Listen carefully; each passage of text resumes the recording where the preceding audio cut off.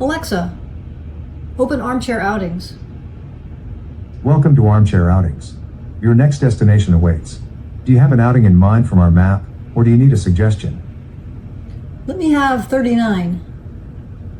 We have the story A Special Garden in Brooklyn for one person. In this outing, we'll visit the Brooklyn Botanic Garden and learn about a very special part of the garden. There's one role for a person in this story. What name should we use? Amy. I heard you say Amy. Did I hear that correctly? Yes. Great. Let's get the story started. Hi again, Amy. I'm excited to have you join me on this outing. We're heading to Brooklyn, New York, to the Brooklyn Botanic Garden. Amy, did you realize there was a large botanical garden in Brooklyn? No, I did not. I was surprised too. The Brooklyn Botanic Garden covers a fairly large space. Amy, take a wild guess on how many acres are in the garden. Like 30? If you said 52 acres, you made a great guess. The garden has 52 acres, and according to the website My Modern Met, it offers over 14,000 types of plants. Wow, that's a lot of plants. Alex, is it okay if I join your outing? Hi, Madison. Of course. You're just in time. I was just telling Amy that Brooklyn Botanic Garden has several different areas. They have a water garden, an English garden, and a Japanese garden. That's great. But they also have a very special section. It's actually something historic. I'll give you all two different versions of the special garden, and you try to decide which version really exists. Okay, I'm game. Amy, are you game too? Absolutely. Great. Here's the first version. The special section of the Brooklyn Botanic Garden is a dark cave. When you enter the cave, you walk into an amazing exhibit of plants that glow in the dark. It's one of the only exhibits of glowing plants in the world. Alex, did you say plants that glow in the dark? Yes. I'm not sure about that. Amy, what do you think about Alex's first story?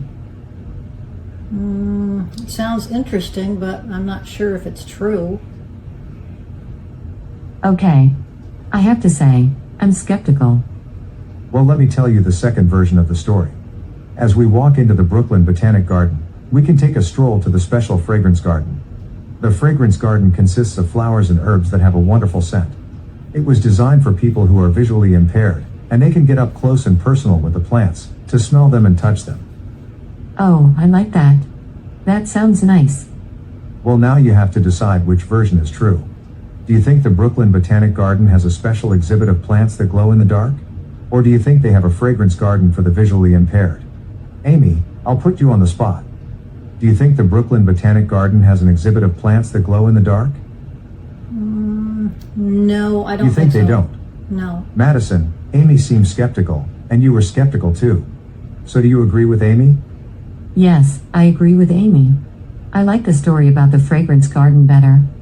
Well, you're both correct. I guess my first story didn't fool you. It's actually the story about the fragrance garden that's true. I had a feeling that was the real story. Alex, can you give us any more information about the fragrance garden? According to the Brooklyn Botanic Garden website, the fragrance garden was created in 1955.